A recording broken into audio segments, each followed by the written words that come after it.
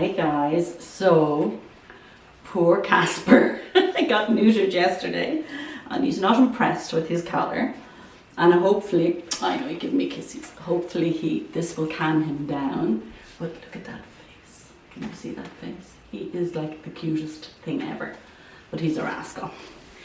So guys, he just knocked my camera with his collar. So guys, I am so thankful I decided to do this video today. I hadn't really planned on anything, and then I thought, you know what, I might just do an update on my greenhouse. So if you've been following me for a while, you'll know that my son and my husband built me a beautiful greenhouse out the side of my house. I absolutely love it, and it's not as full at the moment because I have moved some plants outside. But today I decided, you know what, I'll give everybody an update. It needed a cleaning. I was going to clean it, but something happened that prevented me from doing so. So I found some dastardly beasties on some of my plants. I have been struggling with these beasties. So let's go ahead and do the video and I'll show you what I'm dealing with.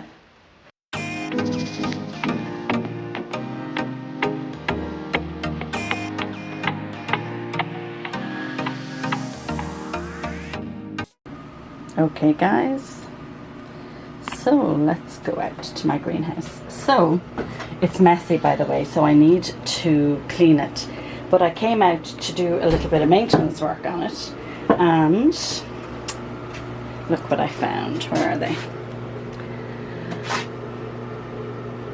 Mealybugs. I have really been struggling with mealybugs, guys, and I also think I may have root mealies, because take a look there, I think they are mealybugs on the top of the soil. I can't believe this. They've just been a huge issue for me lately. I got them also on my beautiful dragon scale. Now I hope I have them under control on my dragon scale. So what I thought I'd do is I will show you what I do initially when I find mealybugs. Now I'm precariously balancing my camera here. Actually, maybe if I come a little bit closer, can you see better there? So what I do is I spray with alcohol. Actually, I'll come, let me see if I can. I'm in my pajamas, so I'm trying to stay out of the frame. So I spray first. Oh my god, look at how many of them there are. Look at them on the back of this leaf. So watch what happens when you spray them with alcohol. The alcohol kills them.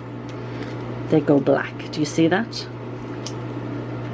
So I'm going to just give this. I can't believe this. I was only out here 2 days ago and I never noticed these. So this is a bad infestation, guys, because I can see how many are on here. This is like not good. I will isolate. Oh god, they're big. They are big. So give them a really good spray with the alcohol. I'm going to cut this leaf off, but just for demonstration purposes, I am going to spray for you. So in underneath, actually I got this beautiful table from Paula, so I'm going to refinish it, so I don't want to damage it. That's the first step. Then what I'm going to do is I'm going to take them to my sink, and I'm going to mix up some not Dawn dish soap. I will mix up my, where is it? My Dr. Bonner's Castile soap, and this is tea tree oil, and that also is a repellent. Actually, I could put a little bit of that in the alcohol. I'm just going to put a little drop in because it's not thick like Dawn dish soap, so that will just be a little bit of a double whammy. So let's spray this baby again, and so now we have the dish soap and the alcohol. I'm going to spray the soil too, because I'm like, I've never had root mealies before, but I'm thinking maybe I do now. So a good dose of alcohol and Castile soap. Now with mealybugs, they get everywhere, so you got to kind of pull down, see here, and get in there, because they actually hide in every crevice known to man. Now, some of you are probably saying, Grania, throw this plant out. It's not worth saving. But I'm going to give it a shot.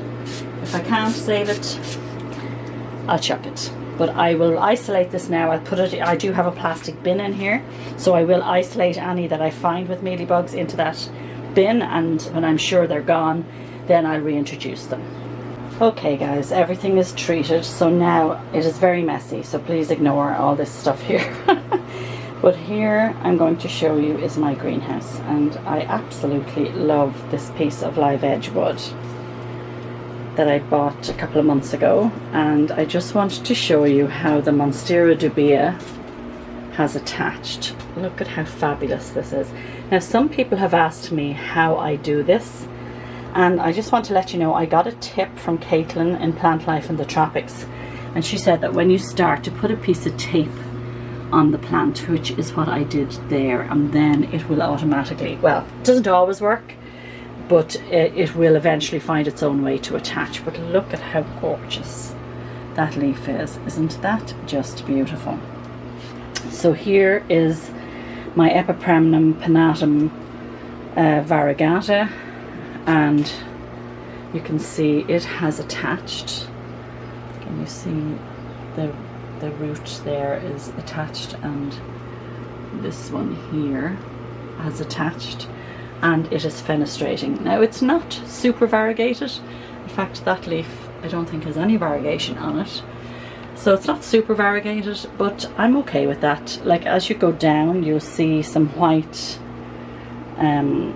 there, but then it kind of, you know, is sporadic the rest of the way up, but it's fine. If you know me, I run with whatever I'm given, so I really don't mind too much. And I'm just going to let it grow, and you can see, look, there was some nice variegation on it, but we'll see what happens when it gets bigger. But anyway, it has very nicely attached to the piece of wood, and there's my little sloth face. Isn't it just so cute? This piece of wood is so interesting. So we have our sloth, and then we have our knots, but I love the fact that it has this hole in the middle. Isn't that just adorable? And I love it. So here I have a mycans, a philodendron mycans. Now this was in quarantine for the longest time.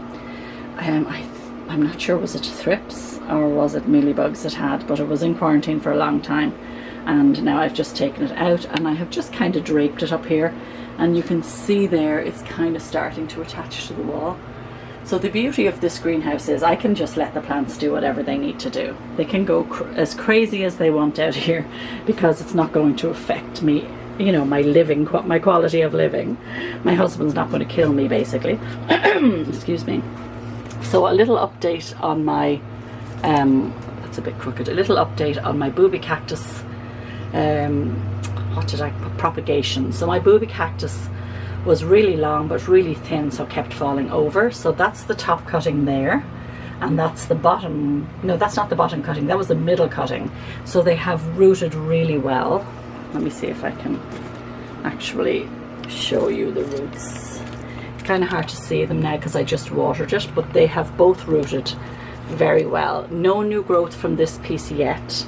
However, if we go down here, this is the bottom cutting, and you can see she has put out a new baby. And then I was experimenting, and you can see that one of the horizontal pieces I did is also putting out a baby, but the other one isn't.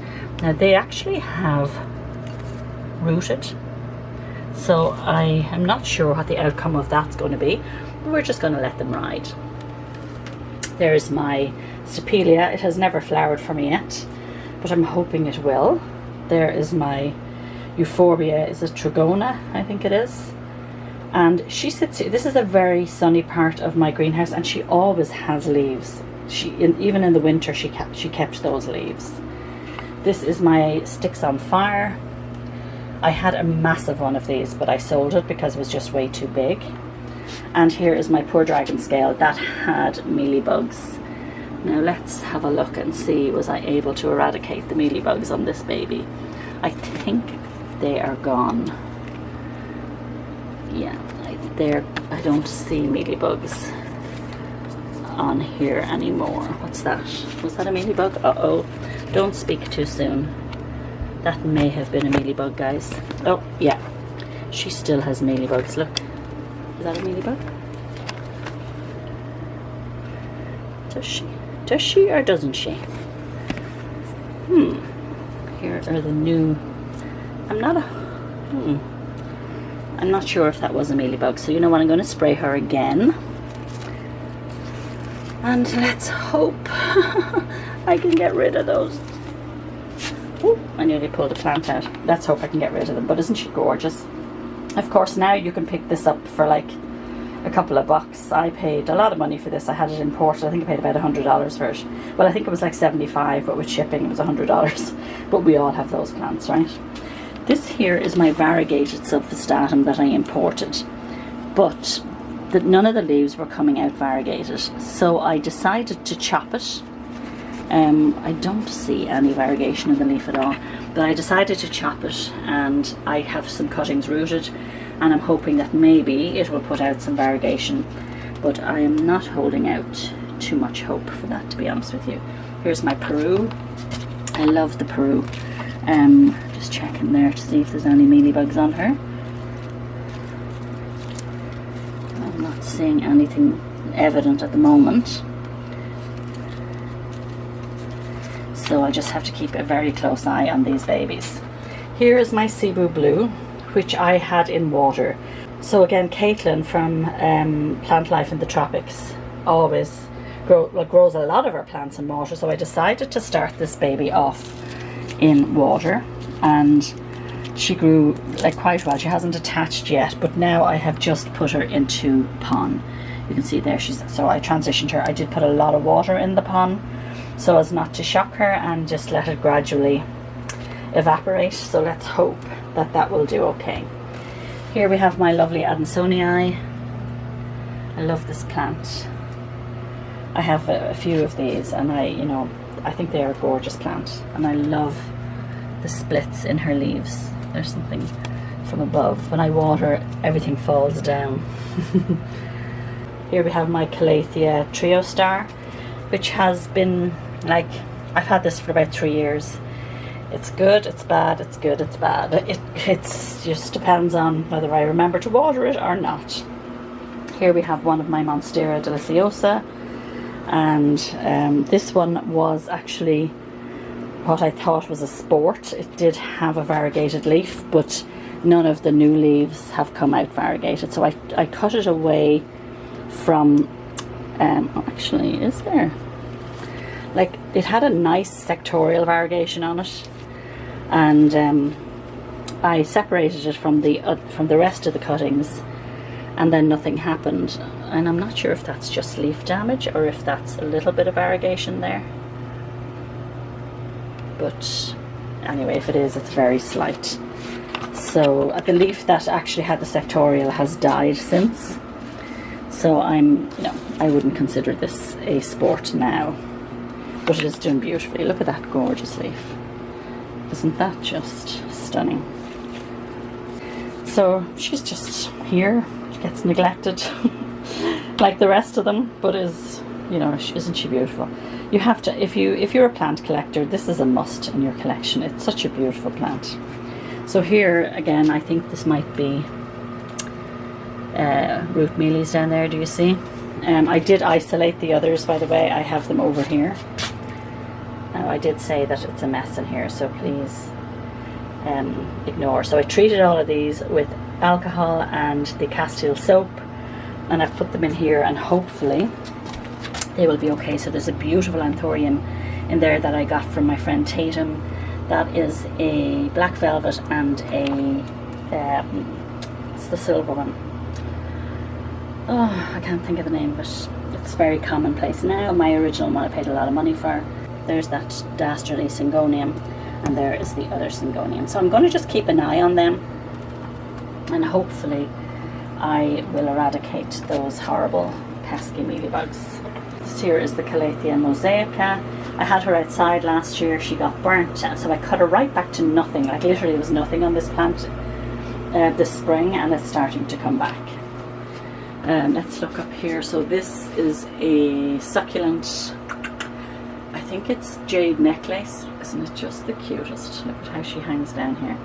I hope to God she doesn't get mealybugs, because then I'm really in trouble. And here is my variegated string of pearls. I have 2 of these which I will put together shortly. And that is the, what's this one called? Buddha's Temple. And then this actually is a golden rat tail cactus. I had a huge one of these. I'll see if I can find a photo. But I did actually sell it because I really didn't have the space for it. This is another variegated string of pearls. This is actually a true Christmas cactus, you can see from the leaves, but she didn't flower for me this year. I don't think she's overly happy, and I actually better treat her as well for mealybugs, because we know how much mealybugs love these plants. These here, guys, so the power went out in my greenhouse and the heat went off, and they were Hoyas that died, and I just haven't gotten rid of them yet. There were a few really nice ones, an Elliptica, Sigillatus, I can't remember what the third one was. So here is a string of turtles, or Peperomia prostrata, and I've had this for such a long time and I really just ignore it, but it's just growing away here happily. And there is string of pickles, I think, not pickles, what is it? Can't remember this one. Cucumber? Something, some sort of succulent. Here we have my string of needles, which I've had to cut because she is like huge.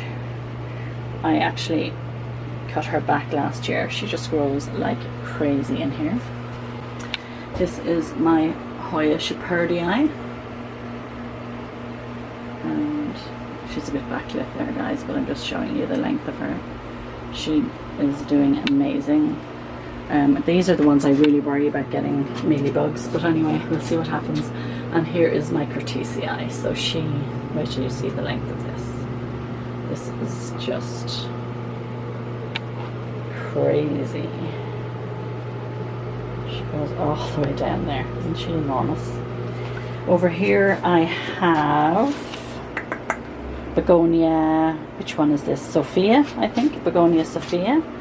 And she was getting very leggy, so I just took some cuttings and stuck them back in the pot, and they grew no problem at all. Never any issues with this plant.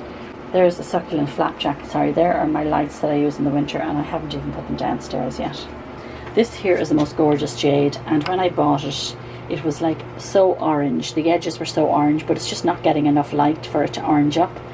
But I can't remember the name, but it is different to a standard jade, and it's similar to a Gollum, but I can't remember the exact name. Here's my Birkin, and this one's like a little crazy. Look, it's like the mad relation. This was one of those, you know, strange leaves that they put out. I did get a variegated leaf on her, lovely variegated leaf on her once upon a time. What's down here now? But they come out looking quite different when they come out variegated. But look, she's crazy, isn't she? I should really cut her up, and look, she needs actually to be supported. That's probably what it is. This here is the Philodendron Burl Marks, and the leaves are, I don't know if this is too much light exposure, I'm not sure what it is, but it's so cute on the leaves. Look, this was very big, and again, when I lost my heat, it was the worst for wear, so I did take cuttings of it, but sure, I've neglected those cuttings now. They're down in the basement and they're probably dead. This here is another Mycans.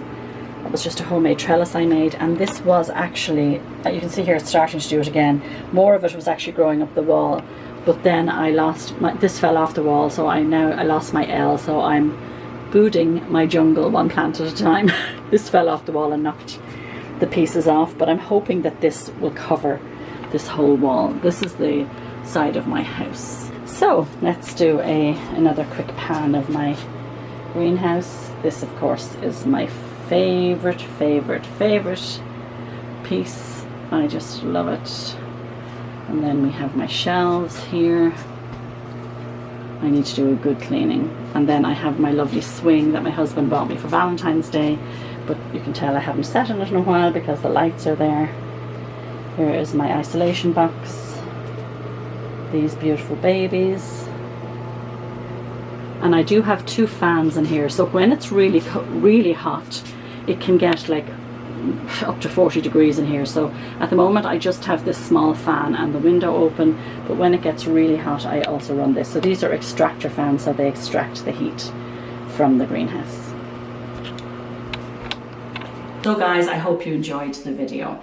So you will see my poor Wendlandii was really struggling with those horrible mealybugs, but I'm confident that I got rid of most of them at least anyway. And just to let you know that I will be checking that box every day or every second day to make sure that nothing else comes back, and if they do I will be all over them, because I do have a beautiful anthurium in there that I got from my friend Tatum. It's a cross, I'm not sure what it's crossed with, but I absolutely love it. And there is silver dragon and black velvet in there, so I want to make sure that none of them get affected, and there's a few other syngoniums. So if I can't control them and I do lose any of the plants, I will let you know in my upcoming videos. But if you enjoyed this video, don't forget to give me a thumbs up. If you watched until the end, don't forget to put the green heart emoji in the comments.